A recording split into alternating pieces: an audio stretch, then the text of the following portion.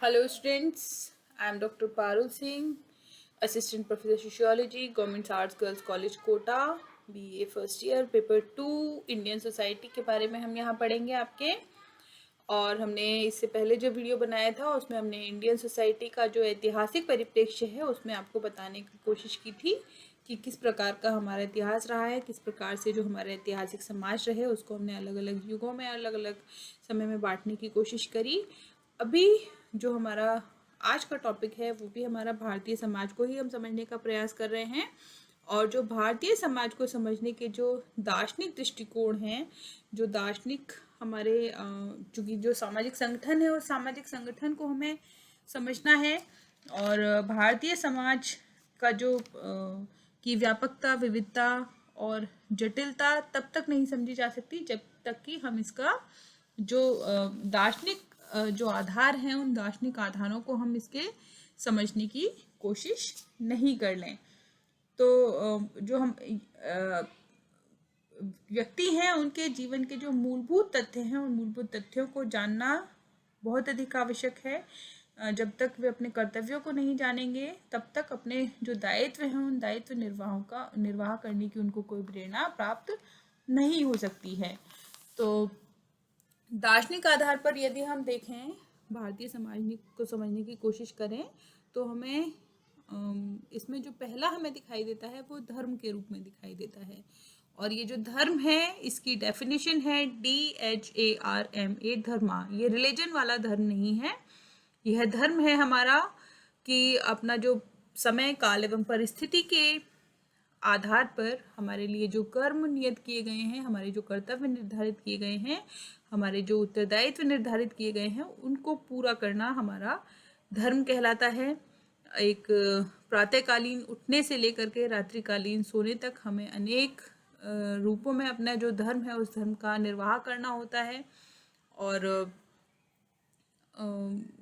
जो हिंदू जीवन है उस हिंदू जीवन में हमारा जो पुरुषार्थ हैं, पुरुषार्थ यानी कि पुरुष के लिए अर्थ यानी कि व्यक्ति के लिए निर्धारित किए गए कर्तव्य, उसमें धर्म, अर्थ, काम और मोक्ष इन चार को महत्वपूर्ण माना गया है, जिसमें जो धर्म है उस धर्म को सर्वोपरि स्थान प्रदान किया गया है। और हमारा धर्म के है कि हम अपने से बड़ों का आज्ञा पालन करें, हमारा धर्म है कि सभी जीवों के प्रति हम दया रखें। हमारे लिए जो धर्म है हमारे, वो धर्म हमारे अनेक स्थितियों के अनुसार हमारे जो धर्म है वो धर्म भी अलग अलग भागों में विभाजित किए गए हैं, जैसे सामान्य धर्म, विशिष्ट धर्म, राजधर्म, मित्र धर्म, कुल धर्म, गुरु धर्म, युग धर्म इत्यादि। और धर्म ने जो व्यक्ति और समाज के नियंत्रण में बहुत अधिक महत्वपूर्ण भूमिका का निर्वाह किया है। इसके बाद यदि हम देखें तो पुरुषार्थ हमारे सामने आते हैं। पुरुषार्थ, जैसे कि मैंने आपको बताया, यदि इसका संधि विच्छेद करें तो पुरुष धन अर्थ अर्थात पुरुष के लिए निर्धारित किए गए अर्थ अर्थात पुरुष के लिए निर्धारित किए गए जो कर्म हैं वे पुरुषार्थ के रूप में माने जाते हैं। जीवन के लक्ष्य के रूप में हम इनको देखने का प्रयास करते हैं।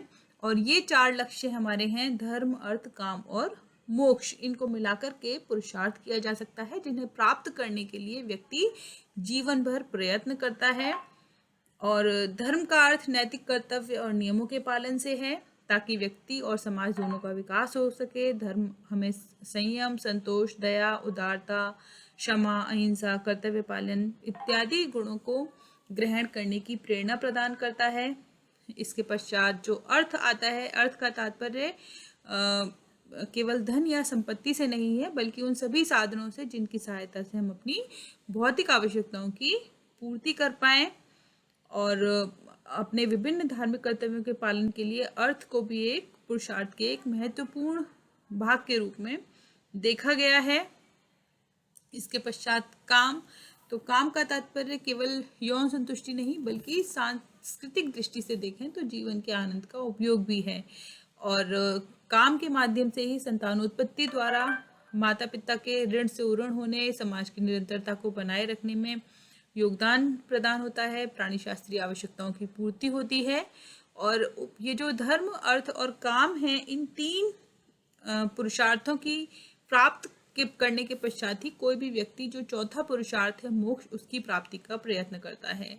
मोक्ष का अर्थ है पूर्ण संतुष्टि की स्थिति, और इस स्थिति में व्यक्ति ब्रह्मानंद की अनुभूति कर परम आनंद को प्राप्त करता है, जीवन मरण के बंधन से छूट जाता है, और जो मोक्ष है उस मोक्ष को हमारे जीवन का चरम लक्ष्य के रूप में हम देखते हैं।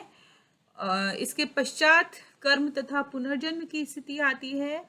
भारतीय समाज में कर्म सिद्धांत को बहुत महत्वपूर्ण माना जाता है, और ये कहा जाता है कि संसार में रहते हुए फल की इच्छा किए बिना कर्म करते रहना चाहिए या अपने दायित्वों का निर्वाह करते रहना चाहिए। और ये जो कर्म का सिद्धांत है ये हमारी जो नैतिक उत्तरदायित्व की भावना है उस भावना को विकसित करता है, कर्तव्य बोध कराता है। व्यक्ति अपने कर्म के प्रति सजग रहे और दायित्व की भावना से कार्य करता रहे। इसके लिए पुनर्जन्म की जो धारणा है उस पर भी बल दिया जाता है, और हम ये मानते हैं कि आज हम जो कुछ भी है वह हमारे पूर्व जन्म के कर्मों का फल है, या फिर हम इस जन्म में जो कर्म कर रहे हैं वो हमारे आगे का जीवन हमारा किस प्रकार का होगा, अगला जीवन हमारा किस प्रकार का होगा, वह उसको निश्चित करता है, उसको सुनिश्चित करता है। और ये जो कर्म और पुनर्जन्म का सिद्धांत है ये व्यक्ति को अपने परिवार, वर्ण, आश्रम इत्यादि से संबंधित कर्तव्यों के पालन के लिए प्रेरणा प्रदान करता है। इसके पश्चात ऋण एवं यज्ञ जो हिंदू समाज को समझने में बहुत अधिक महत्वपूर्ण भूमिका का निर्वाह करते हैं। भारतीय जीवन व्यवस्था में व्यक्ति पर 5 प्रकार के ऋण माने गए हैं, जिसमें देव ऋण, ऋषि ऋण, पितृ ऋण, अतिथि ऋण और भूत ऋण की बात करती है। कोई व्यक्ति जिस प्रकार का है उसका जैसा भी विकास हुआ है, जो कुछ उसने प्राप्त किया है उसके लिए हम हमेशा दूसरों के ऋणी हैं, वे चाहे हमारे माता पिता हैं, हमारे गुरुजन हैं, हमारे पड़ोसी हैं, हमारे रिश्तेदार हैं। तो कहीं ना कहीं चाहे वह हमारा समाज है, कहीं ना कहीं अपनी प्रत्येक क्रिया के लिए हम दूसरों के ऋणी हैं, और जो इनके प्रति जो अपने जो दायित्व हैं उन दायित्वों का निर्वाह करके ये जो हमारे ऋण हैं इन ऋणों से हम छुटकारा प्राप्त कर सकते हैं। और इसीलिए जो 5 प्रकार के महायज्ञों की भी व्यवस्था की गई है। और जो ये पंच महायज्ञ हैं ये व्यक्तिवाद पर अंकुश रखने के लिए, जीवन के त्याग को आदर्श में ढालने के लिए और बहुत अधिक आवश्यक हैं। व्यक्ति को सभी प्राणियों के प्रति अपने दायित्व को निभाने की शिक्षा देते हैं ये यज्ञ। और जो यज्ञ है, यज्ञ का तात्पर्य यहाँ सिर्फ आग जला करके उसमें कुछ सामग्री डाल करके जो हम क्रियाकलाप करते हैं केवल उससे नहीं है। यज्ञ का तात्पर्य है कि अन्य के प्रति जो दायित्व निर्वाह है या फिर हमारी जो कर्तव्य पूर्ति को हम यज्ञ का नाम देते हैं। तो जो ऋण एवं यज्ञ का जो सिद्धांत है उसने वह भारतीय समाज का एक महत्वपूर्ण दार्शनिक आधार है।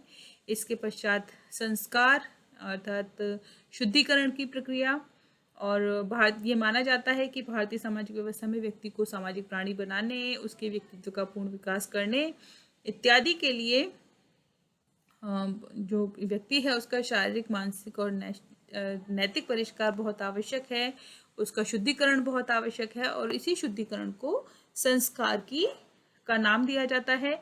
जीवन को परिष्कृत करने की जो प्रक्रिया है जो कि जीवन पर्यंत चलती रहती है, इसको संस्कार कहा जाता है।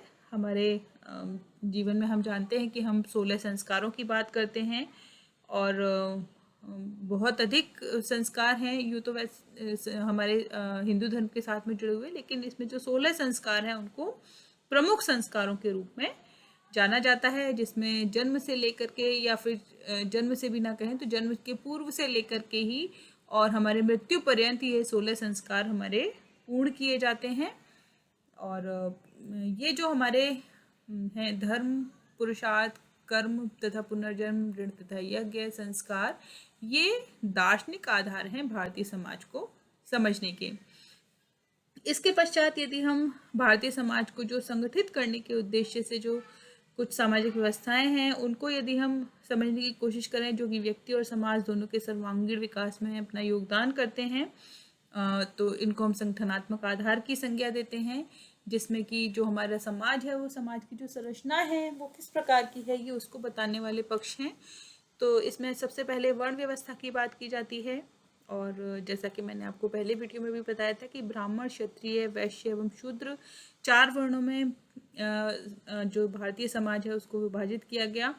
और प्रत्येक वर्ण के अधिकार, दायित्व और व्यवसाय एक दूसरे से भिन्न थे, निर्धारित थे, और सबके लिए ये तय किया गया कि सभी अपने वर्ण के अनुरूप कर्तव्यों का पालन करें। अभी डिटेल में ये चैप्टर्स हमारे सामने आगे आएंगे, तब हम इनको और डिटेल में पढ़ेंगे। इसी प्रकार से आश्रम व्यवस्था व्यक्ति के जीवन को 100 वर्ष का मान करके आश्रम व्यवस्था के माध्यम से व्यक्ति के जीवन में भोग त्याग दोनों के महत्व को स्वीकार किया गया और उसे एक संतुलित एवं संगठित तरीके से चलाने का आधार प्रदान किया गया। आश्रम भी 4 माने जाते हैं: ब्रह्मचर्य, गृहस्थ, वानप्रस्थ एवं संन्यास आश्रम।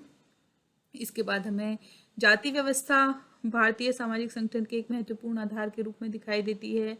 और जाति की सदस्यता व्यक्ति के गुण एवं स्वभाव से न होकर के जन्म के आधार पर होती है। और वर्तमान में यदि हम देखें तो स्तरीकरण के एक प्रमुख आधार के रूप में जाति व्यवस्था हमें दिखाई देती है। और जाति व्यवस्था का भी विस्तार से हम आगे अध्ययन करेंगे। इसके पश्चात संयुक्त परिवार, जहाँ पर कि माता पिता और उनकी संतान जो कि 3 या 3 से अधिक पीढ़ियों से संबंधित हों, जब वे एक साथ रहते हैं तो उसको संयुक्त परिवार की संज्ञा दी जाती है।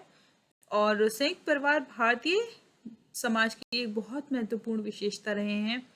और संयुक्त परिवार उन लोगों का समूह है जो कि एक साथ मकान में रहते हैं, एक रसोई में हैं, सम्मिलित आय का उपयोग करते हैं, संपत्ति के संयुक्त स्वामी होते हैं, सभी सामान्य पूजा धार्मिक क्रियाओं में एक साथ भाग लेते हैं, रक्त संबंधी होते हैं, और जिसमें एक मुखिया होता है जिसकी आज्ञा का पालन सभी को करना अनिवार्य होता है। यह सब संयुक्त परिवार की विशेषताएं हैं।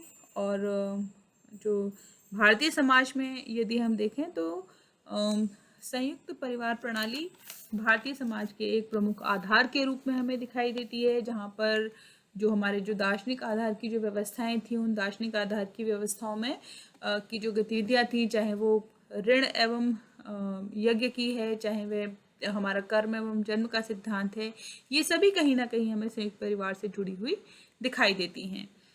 तो भारतीय समाज को समझने के दार्शनिक और संगठनात्मक आधारों को यहाँ पे हमने एक छोटा सा उनका ब्रीफ इंट्रोडक्शन लिया है। इसको डिटेल में हम आगे जो हमारे चैप्टर्स जब ये अलग अलग आएंगे तब हम इसको समझने का प्रयास करेंगे। तो निष्कर्ष रूप में यही कहा जा सकता है कि जो भारत की जो अपनी सभ्यता है, जो संस्कृति है, वो बहुत अधिक प्राचीन है, बहुत अधिक पुरानी है और बहुत ग्लोरियस भी रही है। और ऋषि मुनि, धर्म गुरु इत्यादि ने अपने जो भारतीय समाज है उसके विकास में बहुत योगदान दिया। और वेद, पुराण, उपनिषद, रामायण, महाभारत, गीता, इनका बहुत महत्वपूर्ण आधार रहा भारतीय समाज आज जिस प्रकार का है उसको बनाने में।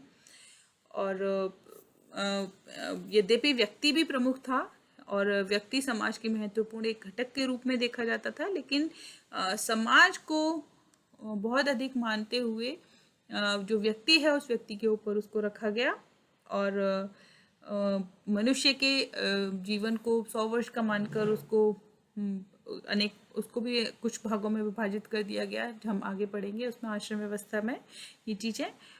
तो जो भारतीय समाज है, भारतीय समाज को जो चिंतक थे वो इस बात से जो प्राचीन विचारक थे वो ये जानते थे कि भारत की कोई भी समाज है उसको एक महत्वपूर्ण आधार जब तक प्रदान नहीं किया जाएगा तब तक उस समाज की पहचान स्थापित करना बहुत मुश्किल है, उस समाज में स्थायित्व लाना बहुत मुश्किल है। और इन्हीं चीज़ों को ध्यान में रख करके जो हमारे जो दार्शनिक आधार और संगठनात्मक आधार हैं वे भारतीय समाज को एक महत्वपूर्ण समाज के रूप में स्थापित करते हैं, उसको स्थायित्व प्रदान करते हैं। और जब भारतीय समाज आज हमें जिस रूप में दिखाई देता है यह सब इसी के परिणाम के रूप में हमें दिखाई देता है। आज बहुत सारी चीज़ें बदल रही हैं और उन चीज़ों के बदलने में हम कहीं ना कहीं हमारी जो प्राचीन संस्कृति है, जो हमारा प्राचीन भारतीय जो हमारा कल्चर रहा है, उस कल्चर को हम अब नए फॉर्म में, नए स्वरूप में हम सामने रखे हुए हैं। उनको एक्सेप्ट कर रहे हैं चीज़ों को हम, और उसके माध्यम से भारतीय समाज में परिवर्तन आ रहा है। लेकिन प्राचीन संस्कृति को समझ करके ही, प्राचीन भारतीय समाज को समझ करके ही हम आज के ये जो परिवर्तन है उन परिवर्तनों को भी ठीक प्रकार से, भली भांति प्रकार से समझ सकते हैं। तो आज के लिए इतना ही, बाकी का हम नेक्स्ट क्लास में करेंगे। Thank you.